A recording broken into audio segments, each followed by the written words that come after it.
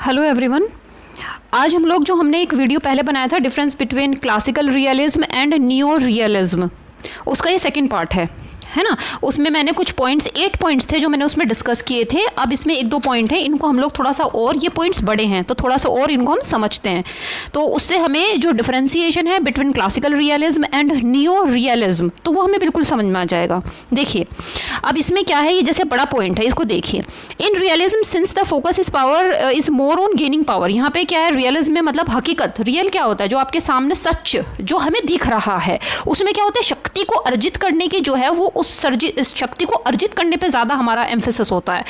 तो unipolar system is the type of polarity the realist speak the most about. तो यहाँ पे क्या है, जो बात होती है वो यूनिपोलैरिटी की बात होती है। यूनिपोलैरिटी का मतलब होता है कि एक शक्ति दुनिया के अंदर, मतलब एक सर्वशक्तिमान, जैसे कि आफ्टर यूएसएसआर फॉल, उसके ख़त्म होने के बाद यूएसएसआर के, जैसे उसके पहले बाइपोलैरिटी थी यूएसएसआर एंड यूएसए, उसके बाद यूएसएसआर का जो है डिसइंटीग्रेट हो गया कई देशों के अंदर, और उसके बाद एक तरह से यूनिपोलर वर्ल्ड हो गया।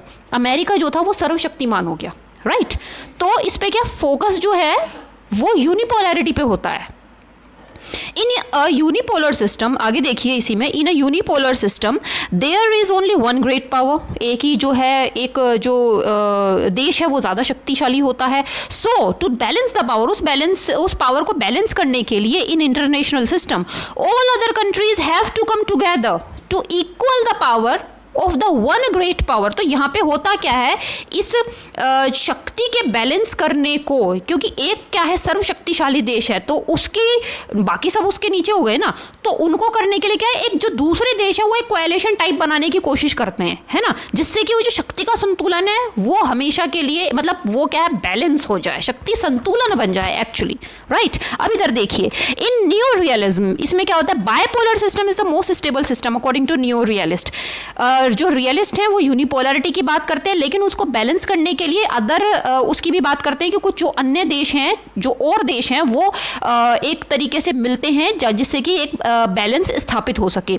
नियो रियलिस्ट जो हैं वो बात किसकी करते हैं, ये बायपोलैरिटी की बात करते हैं, राइट, जिससे कि ये सबसे स्टेबल भी सिस्टम है, क्योंकि इसमें क्या है, एक तरफ झुका हुआ नहीं है, जो तराजू है यहाँ पे क्या है, दोनों तरफ बराबर का पलड़ा भारी है इनके हिसाब से, अकॉर्डिंग टू नियो रियलिस्ट। आगे देखते हैं, in a bipolar system there are 2 great powers, correct. So the international system is, international जो पावर है वो बैलेंस होती है, क्योंकि यहाँ पे क्या है, ये नहीं होता कि मतलब जैसे कि हमारा, अगर हम एग्जाम्पल ले, हमारा 1971 वॉर विद पाकिस्तान हुआ, क्या था, शुरू में क्या था, शुरू में जो पलड़ा था वो पाकिस्तान का ज़्यादा भारी था। Pakistan was supported by USA, उस समय पे उन्होंने सपोर्ट किया था हमको, लेकिन हम जीते उस युद्ध को। उसमें एक बात और थी कि हमको रशिया ने सपोर्ट किया, करेक्ट। तो ये क्या हो गया, बैलेंस हो गया, राइट। तो यहाँ पे यही बात है कि इस वजह से जो शक्ति है वो संतुलित रहती है अगर बाइपोलर वर्ल्ड होता है। तो हमने एक एग्जांपल के द्वारा इसको समझा। आगे देखिए, मल्टीपोलर सिस्टम, दो it is talked by both the realist and neo realist. देखिए मल्टीपोलैरिटी के बारे में, जैसे कि आज की हम दुनिया की अगर बात करते हैं तो क्या है, रशिया अभी मतलब उनका यूक्रेन के साथ कुछ चल रहा है, युद्ध चल रहा है, एक तरीके से जो चीज़ें चल रही हैं वहाँ पे, लेकिन क्या अभी मल्टीपोलर वर्ल्ड हो गया है, राइट। तो इसके बारे में रियलिस्ट भी बात करते हैं कि मल्टीपोलैरिटी जो है होती है, और नियो जो रियलिस्ट हैं वो भी इसके बारे में बात करते हैं। लेकिन ये is not a favourable topic, लेकिन वो इसको, ये दोनों ही ज़्यादा पसंद नहीं करते हैं, right.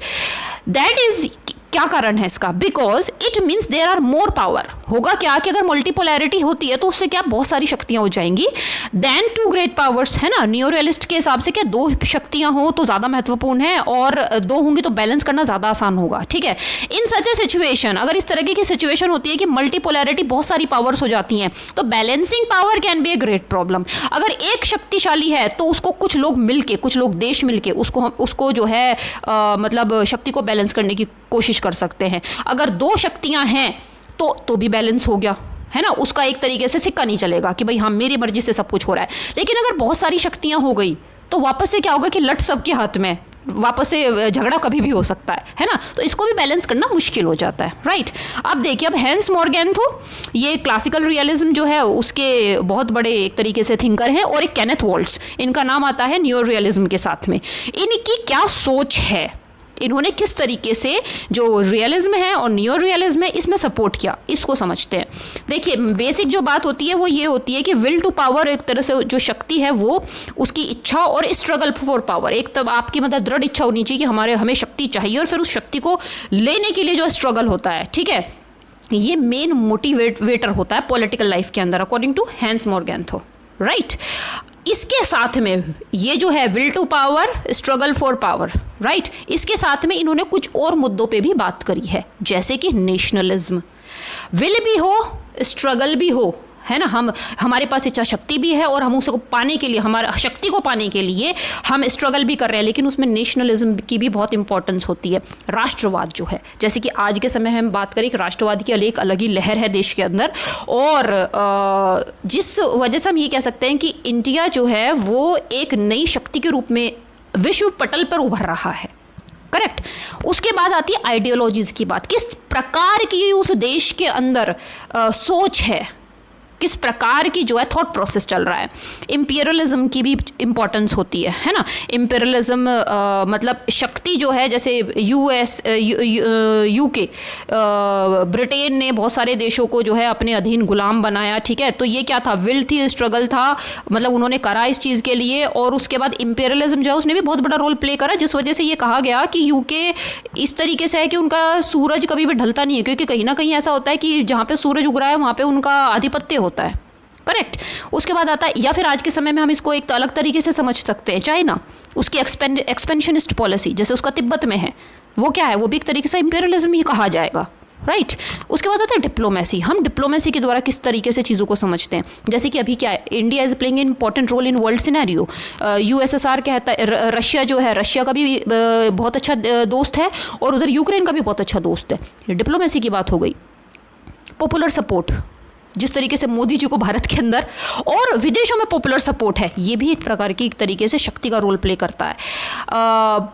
Both domestically and internationally. Popular support जो है, जैसे उनको भारत में बहुत सपोर्ट है, बहुत ज़्यादा, बहुत लोगों के लिए वो भगवान है, और इंटरनेशनल लेवल पे भी वो एक बहुत पॉपुलर चेहरा है ना। मतलब अभी जैसे मतलब दुनिया के टॉप 3 लीडर्स में उनका नाम आता है शक्ति के रूप में, ठीक है। तो ये अकॉर्डिंग टू हैंस मोरगैंथो हमने इन चीज़ों को समझा। अब हम समझते हैं केनेथ वोल्ट्स के द्वारा। केनेथ वोल्ट्स किस बात की बात करते हैं? केनेथ वोल्ट कहते हैं इंपॉर्टेंस ऑफ, वो उनका बल जो है वो किस पे, पावर पॉलिटिक्स पे उनका सबसे ज़्यादा बल है। वो बात करते हैं पावर पॉलिटिक्स की, मतलब ये जो स्ट्रगल होता है एक तरीके से मतलब डॉग फाइट, शक्ति संतुलन के लिए, शक्ति की प्राप्ति के लिए, और फिर उसको संतुलन स्थापित करने के लिए।